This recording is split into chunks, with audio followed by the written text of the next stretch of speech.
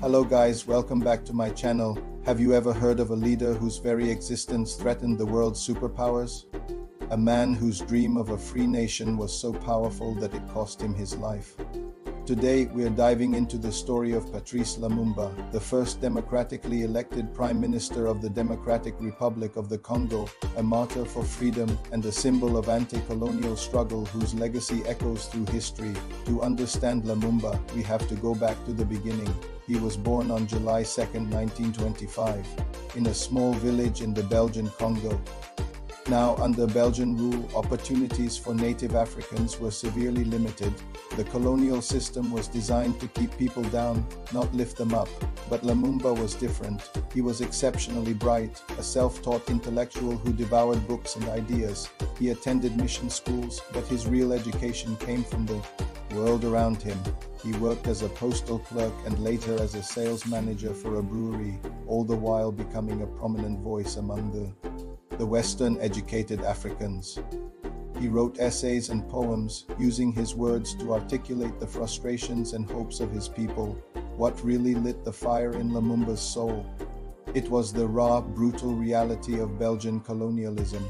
The history of the Congo under King Leopold II was one of horrific atrocities, a legacy of exploitation and violence that continued long after. Lumumba saw the daily injustices, the racial discrimination, and the plundering of his country's vast natural wealth. He couldn't just stand by and watch. His political awakening was fueled by a few key things. First, he read the works of Enlightenment thinkers like Voltaire and Rousseau, whose ideas about freedom and human rights resonated deeply with his own experiences. He started to see that colonialism wasn't just unjust. It was a violation of fundamental human principles. But the real turning point came in 1958. Lumumba traveled to Accra, Ghana for the All-African People's Conference. Imagine the energy in that room. For the first time, he was surrounded by other nationalist leaders from across the continent, figures like Ghana's own Kwame Nkrumah. He was electrified by the vision of pan-Africanism, the idea that all African nations should unite, throw off the shackles of colonialism, and forge their own destiny. He returned to the Congo not just as a thinker, but as a revolutionary ready to lead. So what did Lumumba fight for? His ideals were clear, powerful, and uncompromising. First and foremost, he demanded complete and genuine independence for the Congo. For him, freedom wasn't some gift to be gratefully received from Belgium. It was a right that had to be seized, a battle that had to be won. He famously gave a speech on Congo's Independence Day in 1960, right in front of the Belgian king, where he didn't offer polite thanks, but instead recounted the suffering and humiliation of colonial rule. He spoke of the tears, fire, and blood it took to end their humiliating slavery. This was not a man who would settle for a puppet government controlled from Europe. His second major ideal was national unity. The Congo is a vast country with hundreds of different ethnic groups. Colonial powers, especially Belgium, had a long history of playing these groups against each other to maintain control, a classic divide and rule strategy. Lumumba saw this as a poison. He passionately argued for a strong, centralized Congolese nation, where people would see themselves as Congolese first, not as members of a particular tribe or region. He knew that a divided Congo would always be weak and vulnerable to foreign manipulation. His party, the movement National Congolese or MINC, was one of the only ones that had nationwide support, cutting across these ethnic lines. Finally, Lumumba fought for African dignity and self-reliance. He championed a policy of positive neutralism during the Cold War. He didn't want the Congo to be a pawn for either the United States or the Soviet Union. He wanted Africa to find its own way. Crucially, he believed that the Congo's immense mineral wealth, its cobalt, diamonds, and uranium should belong to the Congolese people. For decades, foreign corporations had extracted these resources, leaving the people in poverty. Lumumba envisioned a future where this wealth would be used to build schools, hospitals, and a prosperous future for his own nation. This, of course, made him a direct threat to powerful international business interests. Lumumba's passionate vision for a truly independent Congo ultimately led to his death. So what exactly did he die for? He died for his refusal to compromise on his principles. He died for his dream of a unified sovereign Congo, free from the grips of neo-colonialism. During the Cold War, the world was a chessboard for the US and the Soviet Union. Lumumba's insistence on neutrality and his willingness to seek help from anyone, including the Soviets, to protect his country's sovereignty made Western powers see him as a dangerous radical threat.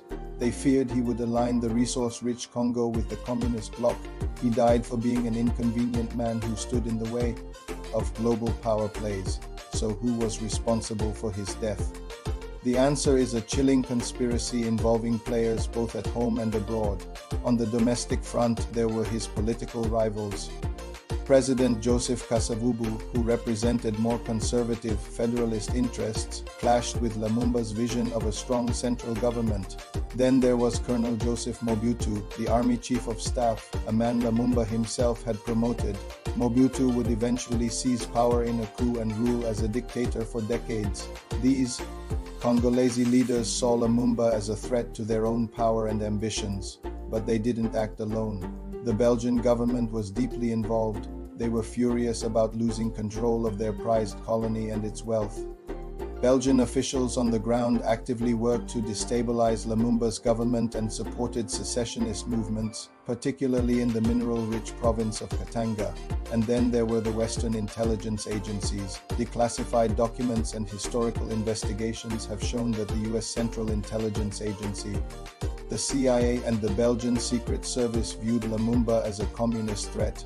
They authorized plots to remove him from power and even to assassinate him. It was a perfect storm of domestic betrayal and international conspiracy. The story of how he was killed is brutal and horrifying. After Mobutu's coup in September 1960, Lumumba was placed under house arrest, guarded by armed troops, but he was determined to rejoin his supporters. He escaped his home in a daring move but was recaptured by Mobutu's forces. What followed was a nightmare of torture and humiliation, much of it captured on camera for the world to see. He was publicly beaten and paraded before his enemies. Finally, on January 17, 1961, he was flown to the secessionist province of Katanga, which was controlled by his sworn enemies and their Belgian backers.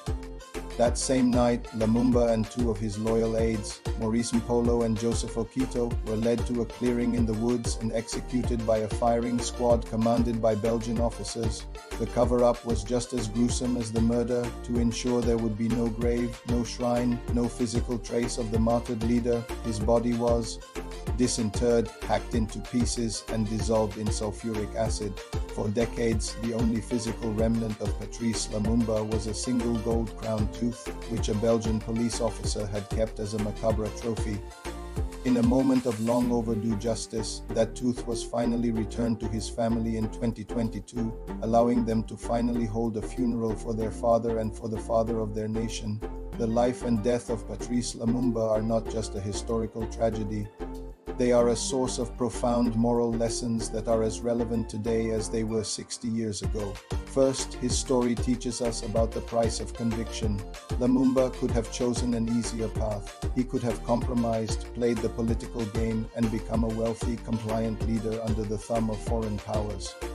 But he refused. He stood firm on his principles of freedom, unity, and justice, even when he knew it could cost him his life. His life is a testament to the immense personal sacrifice required to stand up against powerful, entrenched interests. Second, his struggle highlights the critical importance of unity, Lumumba's greatest fear was that tribalism and regionalism would tear the Congo apart, making it easy for outside forces to exploit. His fight to create a unified national identity is a powerful reminder for all nations, especially those recovering from colonialism, that unity is the essential foundation for true sovereignty. Without it, a country remains vulnerable to the age-old tactic of divide and conquer. His warnings against internal division feel prophetic. Echoing in conflicts around the world today, perhaps the most enduring lesson comes from his view on legacy over life. Shortly before his death, he wrote a final, heartbreaking letter to his wife, Pauline. In it, he said, "History will one day have its say, but it will not be the history that is taught in Brussels, Paris, Washington, or in the United Nations. Africa will write its own history, and it will be, to the north and to the south of the Sahara, a history of glory and dignity. He knew his personal fate was sealed, but he believed that his martyrdom would serve a greater purpose. He wrote, "It is not my person that is important, but the Congo and our poor people for whom independence has been turned into a cage." His death transformed him from a politician into an eternal symbol of the struggle for liberation.